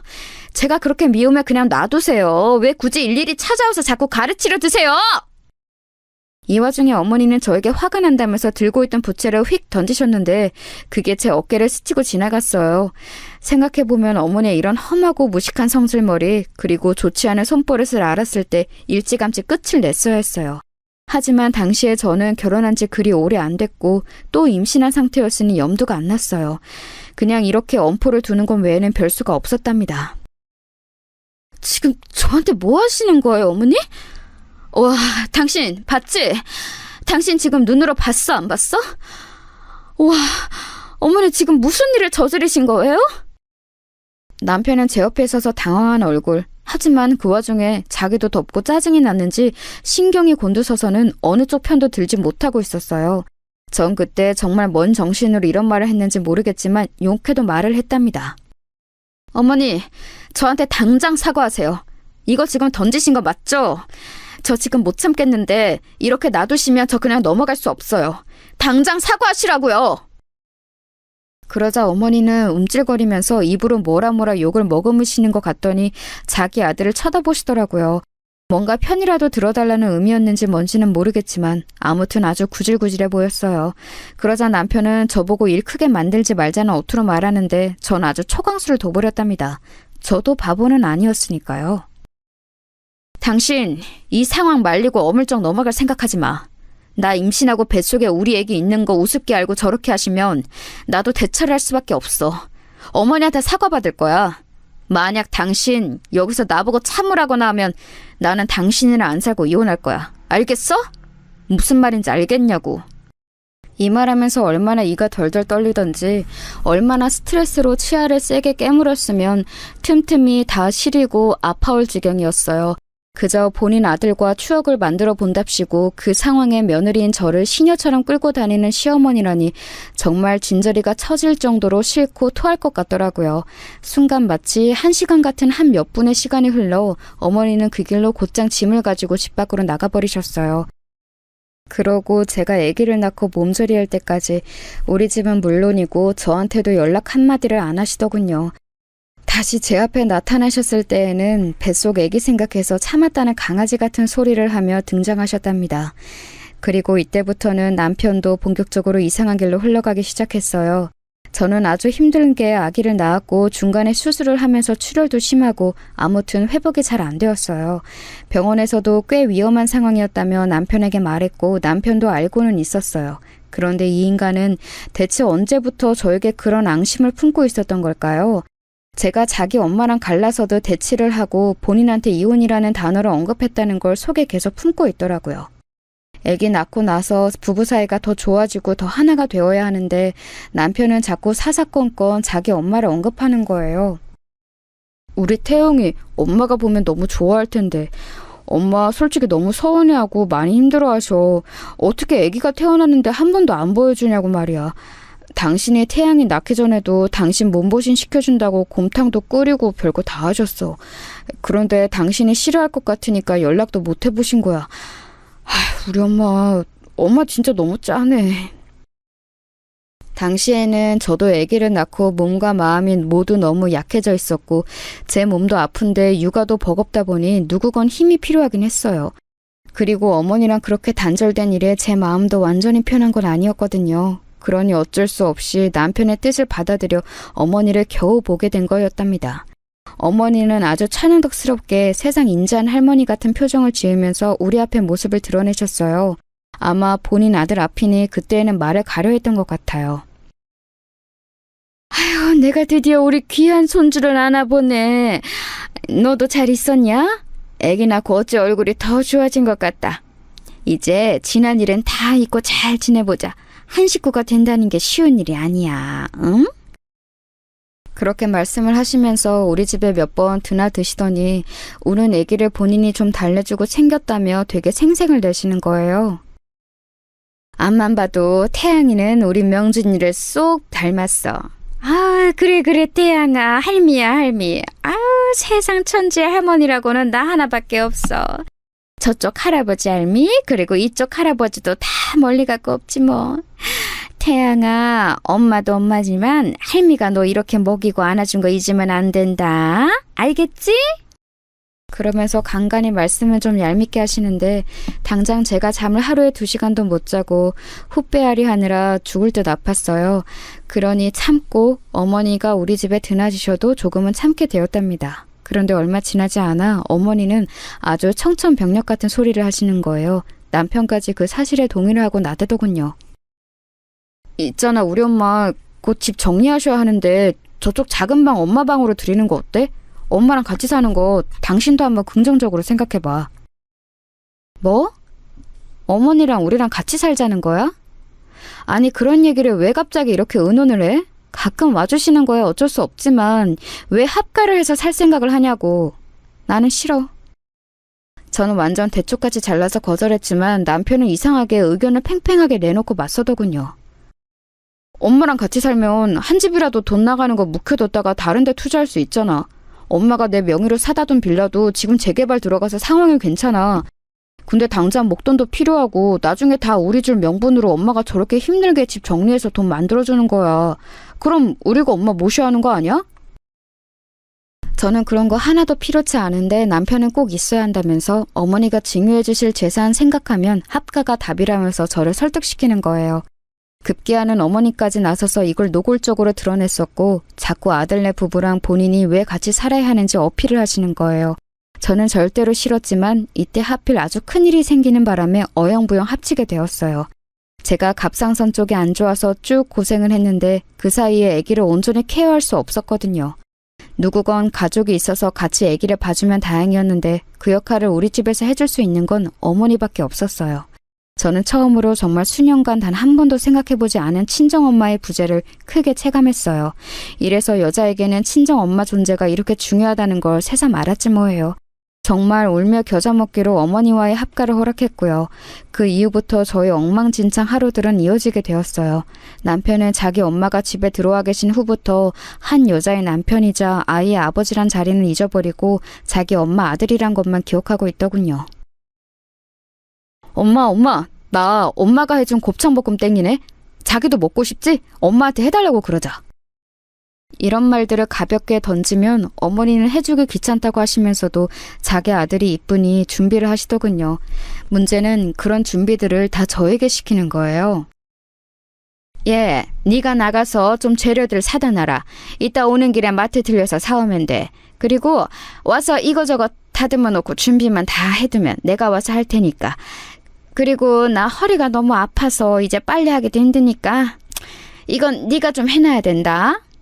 그러면서 아주 솔찬히 저에게 살림이며 다양한 것들을 주문하시더군요. 제가 그냥 놀고 먹느라 쉬는 것도 아닌데 자꾸 일거리들을 갖고 오셨고 도저히 참을 수 없어진 저는 일찍 아이를 어린이집에 보내기로 했어요. 이 부분을 갖고도 얼마나 어머니랑 크게 싸우는지 몰라요. 네가 정신이 있는 얘냐? 저 피덩이를 어떻게 남한테 맡겨?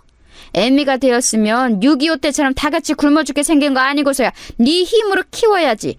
세상 무서운데 어떻게 자식을 내맡길 생각을 하냐고. 하여간 애미 없이 자라서 뭐 곁을 느껴본 게 있어야지. 저렇게 정내미가 없어서 냉정하게 지 자식을 갖다 줘버리네. 이따윈 말을 듣고 있는 와중에도 저는 더 이상 어머니와 뭔가를 왈가왈부하고 싶지 않았어요. 합가한 이상 어머니는 쉽게 다시 분가하실 생각도 없어 보였고 그렇다면 저도 제 상황을 냉정히 바라볼 필요가 있었답니다. 건강도 많이 회복되었고 하지만 셋이 아닌 넷이서 한 집에 살며 어머니와 아들의 애틋한 노름에 껴서 죽기는 싫었어요. 그리고 제 능력으로 제 명의의 집을 갖겠다는 자그마한 꿈까지 꿔보게 되었는데요. 그건 다 어머니 때문이었어요. 솔직한 마음으로 저는 몇 번이나 이혼을 고민해보기도 했지만 저 자체가 한쪽 부모님만 계신 상태로 자라서 결심이 쉽지 않았어요. 남편은 뭐랄까 이런 말은 지금 생각해도 한심하지만 어머니가 안 계실 때에는 잘해주던 사람이었답니다. 잠깐 자리를 비우고 어디 가셨거나 우리 세 가족끼리 움직일 일이 있을 땐 저를 챙겼어요. 그런데 이상하게 지 엄마만 끼게 되면 아주 발광을 하고 브루스를 추더라고요. 어머니는 저한테 서운한 게 있으며 꼭 자기 아들한테 일러바쳤고 이게 무슨 트라이앵글 마냥 삼각형으로 돌고 돌아 나중에 남편과 저의 큰 싸움이 되었어요. 그러니 이악 물고 직장을 구하게 되었고 겨우겨우 이전 회사 선배에게 소개를 받아 저 역시 워킹맘의 세계로 들어갔어요. 그런데 회사에 들어가니 이리 치이고 저리 치이고 자꾸 퇴근이 늦어지면서 저도 점점 마음이 급해지는 거예요. 어린이집에서 아이를 데려가는 건 제 몫으로 했는데 선생님과의 시간을 어기게 되더군요. 선생님 안녕하세요. 저 태양이 엄마예요. 너무 죄송합니다. 10분만 기다려주세요. 빨리 갈게요. 이렇게 말하면서 택시에서 초조해하며 어린이집 8분 남짓 거리에 사는 우리 어머니는 절대 자기 손주를 데리러 가지 않는 상황을 원망하고 있었어요.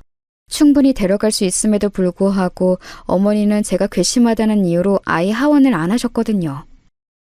사지 멀쩡한 젊은 얘가 자식 키우기 싫다고 남한테 맡겨놓고 나가놓고서 뭐? 애 보내고 데려오고를 나한테 시키려고? 얼씨구 나는 싫다. 내가 왜 네 좋은 일을 시켜줘야 되냐? 네가 낳아놓은 자식 네 손으로 알아서 해. 나는 도와주지 않을 거야. 한편으론 이런 말을 하는 게 너무 웃긴 게요. 어머니는 처음에 손주를 봐주겠다는 명목으로 은근슬쩍 우리 집으로 흘러 들어오셨던 거예요. 그래놓고 슬슬 조금씩 그런 것들을 놓고 그냥 아이들과 본인이 사는 집에 제가 얹혀 사는 것처럼 취급을 하시더군요. 나중에는 선 넘은 참견까지 하기 시작하셨어요. 너 그렇게 해서 월 얼마에 번다고 했냐? 300은 벌어? 그것도 아니잖아. 우리 명준이가 400씩 떡떡 벌어오면 그걸로 감사한 줄 알고 아껴 쓸 생각을 해야지. 한 200은 버는 거니? 아니 그까지 푼돈 벌려고 네 색대 같은 새끼도 고생시키고 네 남편 밥도 안 차려주고 맨날 죽을상을 하고 들어오고 대체 뭐 하는 거야? 저는 이때 속으로 이런 말을 되뇌었어요. 그렇게 스트레스 받고 싫으시면 제발 이 꼴 보지 말고 나가세요 어머니 하고 말이에요. 왜 이렇게 집에 굳이 껴들어 오셔서는 나중에 본인이 사둔 그 잘난 재개발 빌라를 아들에게 준다는 명목하에 돈 한 푼 안 내고 떳떳하게 살고 계시는 걸까요? 막말로 그 집이 본인 아들 집이 될 거지 저한테 될 거는 아니잖아요. 그러면서 나중에는 은근히 돈을 보태라면서 자꾸 우리 집 경제 상황을 물으시는 거예요. 예, 너네 돈 얼마나 모아놨냐? 돈 관리는 네가 한다며. 대답 좀 해봐라. 한 2억은 있어? 저는 화들짝 놀라서 이렇게 답했어요. 아니요, 어머니, 2억이라뇨. 저희 지금 결혼한 지 뭐 얼마나 되었다고. 중간에 태양이도 태어났고 저도 맞벌이한 지 얼마 안 되었어요. 몇 천도 없어요. 왜 물어보시는 거예요? 어머니는 이런 상황을 보며 도대체 제가 얼마나 싫은 건지 완전 저를 도둑 취급하시더라고요. 아이고, 미치고 팔짝 뛸 노릇이다. 니네 결혼한 지 얼마 안 있으면 거의 3년 되는 거 아니냐? 그렇게 뭐? 몇 천도 없다고?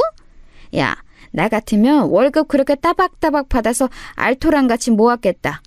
없어도 1억은 있겠어. 안 그러냐? 명준이가 월 400씩 갖다 주잖아. 3년이 다 돼가는데 1억이 없다고? 예, 너 그런 식으로 살림할 거면 경제권 나한테 넘겨라. 이건 무슨 고양이한테 생선 맡긴 꼴이지. 이러니까 없는 것들을 집으로 들이면 안 되는 거야. 아주 돈 생기면 무섭게 써버린다니까. 없을 때 벌은 못 입고 걸신 들린 듯이 쓰는 거지. 저는 이때 너무 기가 막히더라고요. 어머니 말 하나하나에 화가 나는 포인트들이 너무 많았어요. 어머니, 월급 받으며 그걸 그대로 조금도 손 안 대고 통장에 집어넣을 수 있는 집도 있나요? 그럼 저희는 어떻게 뭘 먹고 사는데요? 가계부를 제가 제대로 안 썼지만 저희 집 고정 지출만 해도 200이 넘어요. 게다가 작년부터 어머니도 어찌어찌 같이 들어와서 살고 계시고 같이 먹고 밖에 다니고 하셨잖아요. 그 돈은 돈이 아니에요? 고양이한테 생선 맡긴 꼴이라니요. 무슨 저를 도둑 보듯이 말씀을 하세요? 저는 좀처럼 흥분이 가라앉지 않았어요. 가뜩이나 이날도 여지없이 힘들게 애를 업고 집으로 들어와서 씻지도 못했는데 대뜸 절 붙잡고 소파에 누워서 과자나 까먹으시며 저런 말을 하는 어머니가 안 믿겠냐고요. 너무 미움이 크고 속이 터져서 한동안 저는 잠깐 한의원도 다녔었어요. 화병이 심해지니 그냥 이 우라를 어쩔 줄 모르겠고 어떻게든 해소는 해야 되겠고 진짜 분풀이를 어찌해야 될지 모르겠더라고요. 와중에 남편은 자꾸 저한테 감성팔이만 하는 거예요. 엄마가 저런 말 하는 건 너무 고생하고 어렵게 사셔서 그런 거야. 아버지가 많이 벌어다 주신 것도 아니고 얼마 안 되는 살림 갖고 엄마가 얼마나 알뜰하게 사셨는데 나는 우리 엄마 진짜 존경해. 엄마 같은 사람은 없어. 당신도 나중에 태양이 커봐. 당신도 똑같이 시어머니 될 거면서 너무 그렇게 야박하게 우리 엄마한테 굴지 마. 이런 말을 들으니 나중에는 나만 이상한 건가? 이 집에서는 나만 정말 없어지면 되나 생각이 다 들더라고요.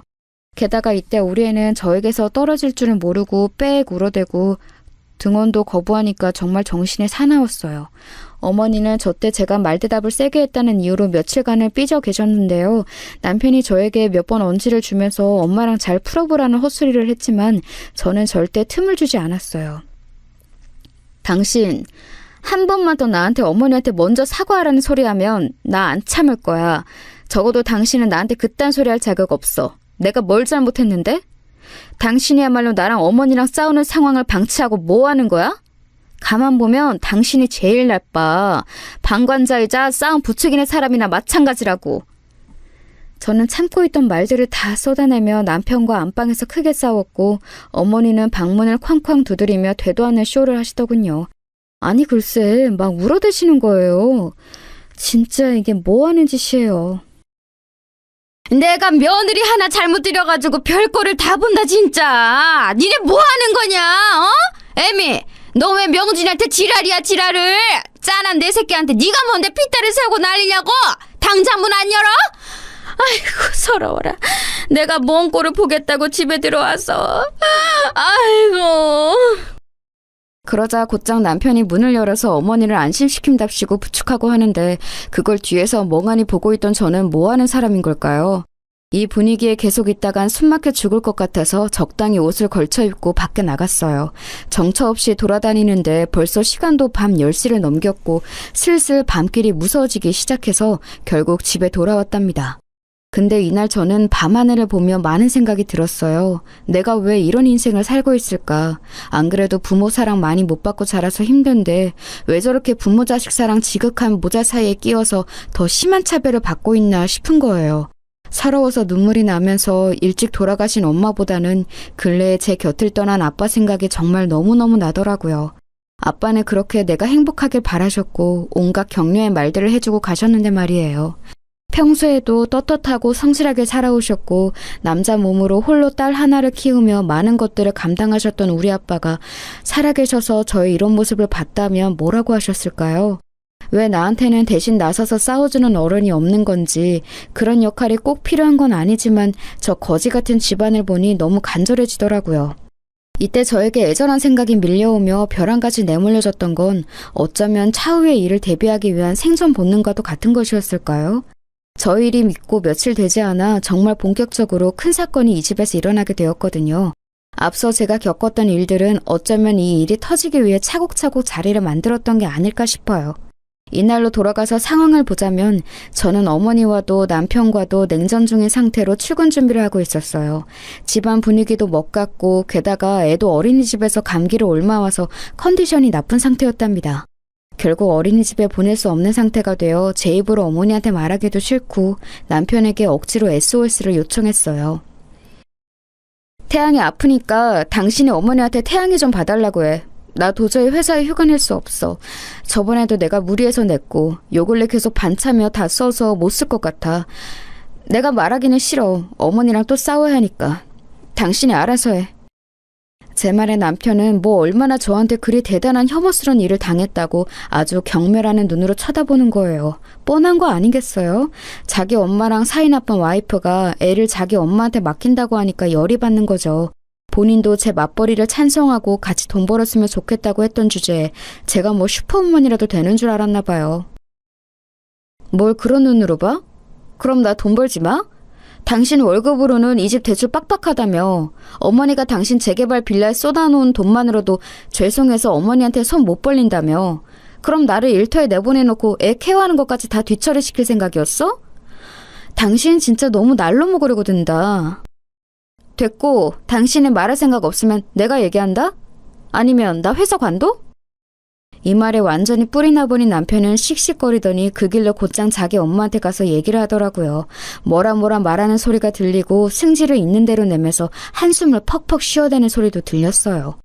저는 정말 이것들이 나더러 죽어라 하는구나 싶으면서도 아이 열을 재고 물수건으로 이마를 닦아준 다음 다시 싱크대 쪽에 아이 먹을 약들이랑 완전히 챙겨서 나갈 채비를 하고 있었어요. 전날 애 열나는 거 불침번 서며 지켜보느라 잠은 물론이고 아침 차려 먹기도 다 귀찮고 짜증이 나서 아무것도 손대기 싫더라고요. 그런데 어머니는 이 상황에서 제가 그렇게 죽일 땐 미우셨나 봐요. 전날 애가 그렇게 기절할 때 울어대고 열로 경기를 해서 응급실까지 한 번 다녀온 걸 알면서 그 다음날 아픈 손주를 자기한테 맡긴 것도 화가 나셨고요. 그리고 며느리가 어찌 되었건 죽이 되건 밥이 되던 간에 아침이 되었으면 식구들 밥상을 차려야 하는 게 아닌가 하고 아주 어이가 없으셨던 거지요. 어머니 본인과 아들뿐 아니라 며느리 당사자인 저도 뭐 하나 입에 못 대고 출근한다는 건 관심도 없으셨어요. 그래서인지 옷을 차려입고 현관에서 신발을 챙기던 저를 불러 세우시더군요. 저는 이 순간을 다시 떠올리기만 해도 입에서 욕지기가 나올 정도예요. 왜 부르세요, 어머니? 저 빨리 나가봐야 해요. 태양의 열 이제 떨어뜨렸고 좌우지간 저 많이 늦었어요. 나중에 얘기하세요. 그런 저를 어머니는 노려보면서 대뜸 거기 있어보라고 소리를 지르시는 거예요. 야, 어른이 말하는 거 안 들리냐? 거기 있어 보라잖아, 어? 너 말야, 지금 집거리 이게 말이 된다고 생각해? 그놈의 회사 때려쳐. 이따위로 할 거면 네 남편이 갖다 주는 돈만 갖고 살아. 이게 아주 시애미를 지 잡종으로 하나. 아주 버릇을 고쳐놔야 돼, 이건. 여기에서 저는 온몸에서 피가 빠져나가는 듯한 피로감을 느끼며 눈을 질끈 감게 되었어요. 아, 어머니 진짜 왜 이러세요, 정말. 저 출근해야 된다고요. 아, 당신이 좀 나와봐. 그러자 어머니는 제가 자기 앞에서 자기 아들을 이렇게 부른 것이 자극된 건지 막 길길이 날뛰시더라고요. 누구 아들을 어디 개 부르듯이 막 불러대 이게? 너 미쳤냐? 너 지금 집꼴을 봐라. 이게 사람 사는 집이냐? 아니, 이 집에 먹고 사는 식구가 몇인데 그냥 맨몸으로 쏠랑 나가버릴 생각을 하냐? 밥도 안 차리고 어머니 나와보세요 이런 말도 안 하고 내내 입 삐죽거리면서 온 죽을상을 하고 탕탕거리고 돌아다니고 이게 사람이 할 짓이야? 너 그럴 거면 회사 때려치라고. 네 새끼 네 시애미 네 신랑 밥도 안 해먹이고 도망가는 짓거리 할 거면 회사 때려쳐.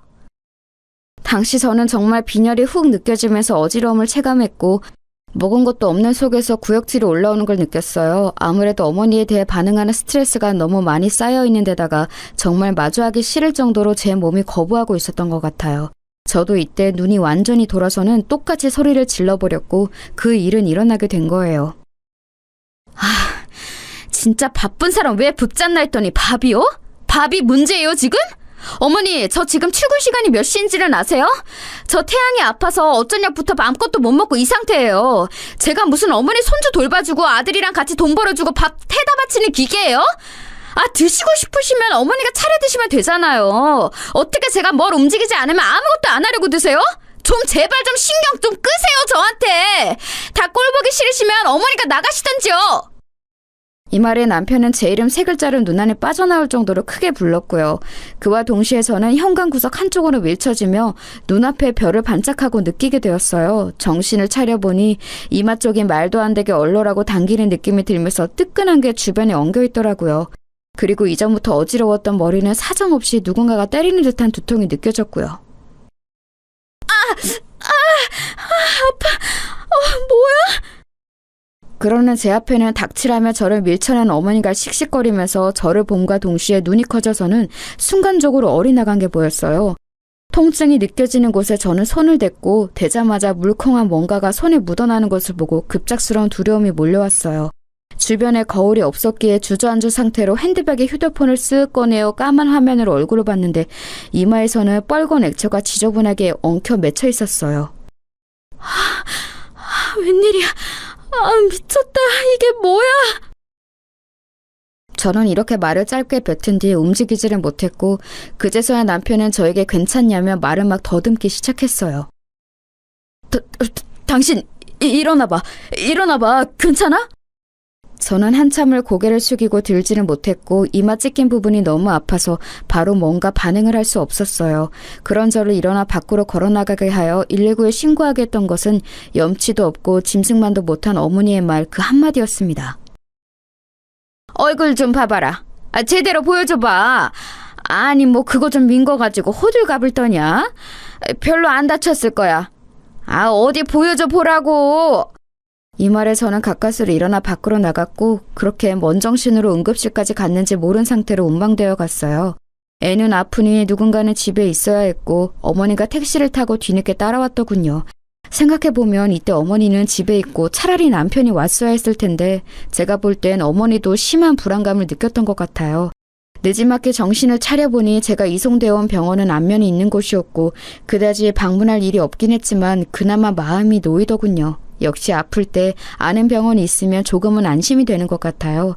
그리하여 급하게 치료를 받고 상황이 진행되었고 정말 다행히게도 아주 극심하게 안 좋은 상황은 아니었던 것 같아요. 그런데 이때 어머니가 여전히 제 옆에서 가족이랍시고 왔다고 자꾸 저에게 뭔가를 어필하려는 게 불편하더라고요.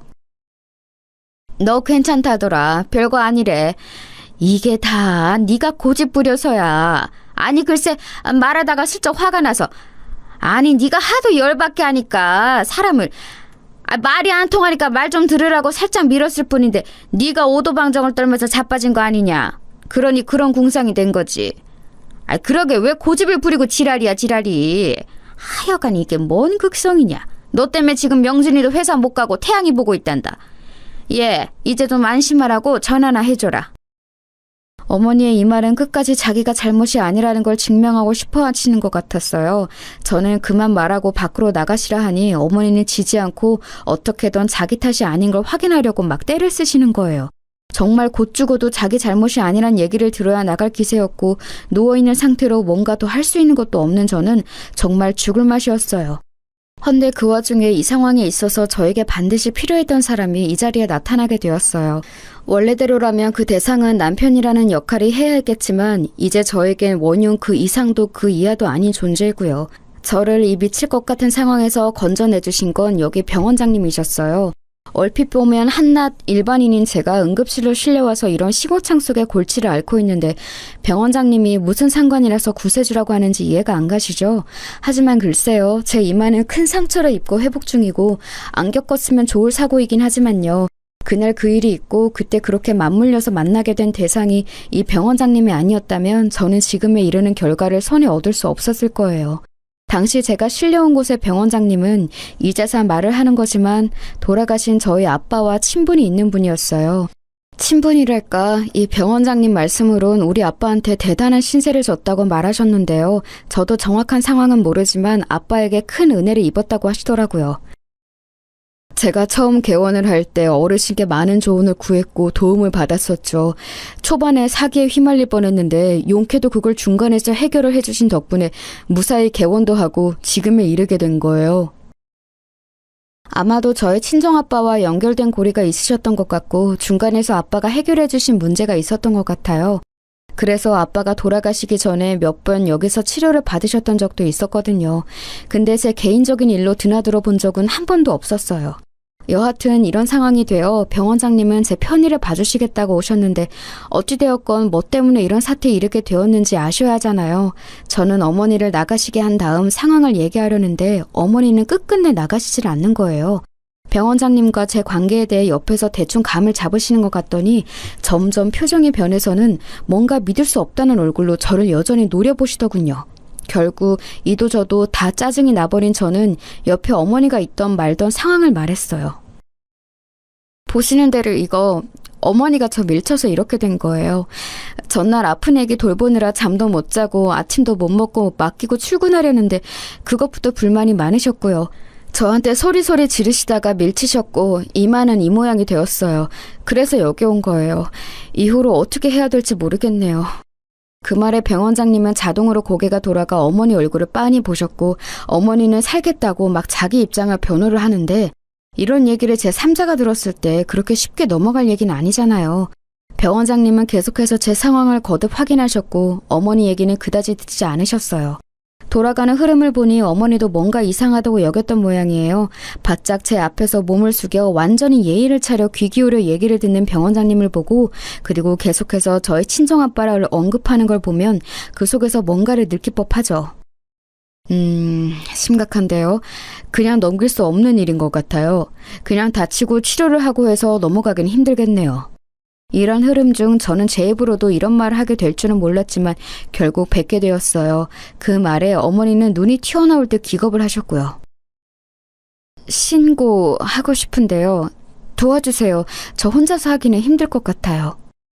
제 말에 병원장님도 크게 다른 생각은 없으셨는지 동의하시는 투였고 어머니는 거품 물고 아주 발악을 하시더라고요. 뭔 소리냐고 이걸 그렇게 다룰 일이냐면서 말이죠.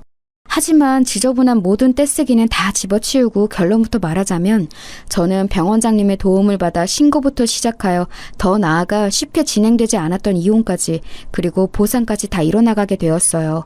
본래 저는 신고까지는 생각을 굽힐 수 없었기에 이 정도로 하고 남편과의 관계를 지켜볼 예정이었는데요. 남편이 하는 짓거리를 보니까 이거 안 되겠더라고요. 무슨 수를 써서라도 이혼을 해야겠어요. 아니 저기요, 우리 엄마가 잘못한 거 아니에요. 저 사람도 우리 엄마를 밀었어요. 둘이 쌍방이에요, 쌍방. 그냥 말싸움 있잖아요. 별거 아니에요. 당신의 집안일을 왜 이렇게 크게 만들어? 야, 진짜 이 미친 인간이 말이에요. 어디서 은근슬쩍 지 엄마 죄를 덮으려고 저도 쳤다는 식으로 거짓말을 하더라고요. 괘씸죄, 능멸죄까지 얹어서 제대로 심판을 해주고 싶더군요. 그리하여 저는 이혼까지 넘어가게 되었고 여기서도 저 즐기고 질긴 모자는 저를 안 놔주려고 미친 발악을 해댔었어요. 그런데 여기까지 오고 보니 저도 오기가 생기고 그간의 서름들이 다 밀려오면서 그전엔 어땠을지 몰라도 앞으로는 이런 생활, 이 인간들과 섞여 사는 삶은 살기 싫더라고요. 이처럼 중간에 제 3자인 병원장님이 개입하여 객관적으로 판단해 주신 덕에 저는 겨우겨우 그 집안에서 탈출해 나올 수 있었어요. 제 아이와 함께 말이에요. 이혼을 쉽게 안 해주겠다고 버티고 저에게 따로 설득을 하려는 남편에게 어머니를 들어 저는 더 크게 엄포를 놓았어요. 여기서 이혼 안 해주면 나 이 일 공론화 시킬 거야. 세상 천지에 어떤 시어머니가 자기 아들 밥 안 해줬다고 밤새 자기 손주들보다 지친 며느리를 그 모양으로 만들어 놓냐? 당신 회사에 흘리고 동네에 소문내고 그깟 벌금 얼마 물고 다 불어버리는 수가 있어. 나 아직도 분이 안 풀려. 보상해준다고 얼마 받긴 했지만 성이 안 풀린다고. 그 돈 갖고 뭐 다 덮고 잘 살 수 있을 줄 알았어? 진짜 웃기지도 않네. 좋은 말 할 때 이혼해주는 게 좋을 거야. 소송까지 가고 지저분하게 굴면 나도 어머니에 대한 거 하나하나 다 풀어버릴 거야. 그러면 당신이 나한테 제발 이혼 곱게 해달라고 빌게 될걸? 그래도 괜찮냐고 진짜. 이렇게 엄포를 놓았어도 초반에만 움찔하고 질척거리며 늘어지던 남편은 무조건 이혼을 강행시키려는 저에게 밀려 결국에는 손을 놓고 말더군요. 아무래도 지 엄마가 한 짓이 있고 그게 걸려있으니 쉽사리 나서서 맞고 어쩌고 할 수는 없었던 것 같아요. 다시 생각해봐도 정말 너무 쓰레기 같고 함께해서 더러웠고 다시는 만나지 말자고 굳게 약속하고 싶은 결혼 생활이었어요. 제 이마에 남겨진 상처는 완전히 사라지지는 않았지만 저는 최대한 좋은 쪽으로 생각을 해보려고 해요. 그나마 정말 이 무시무시한 경험 때문에 비로소 그 환경에서 나올 수 있었다고 말이에요. 생각해보면 정말 눈 깜짝 손 까딱 안 하고 손주 키우는 생색내고 본인 며느리한테 받아 처먹기만 하던 어머니가 또 떠올라요. 그리고 뒤에서 앵앵거리며 숨어 살던 남편도요. 이것들과 어떻게 제가 향후 4, 50년을 살아갈 수 있었을까요? 중간에 한 번은 미쳐버리지 않았을까 싶더군요.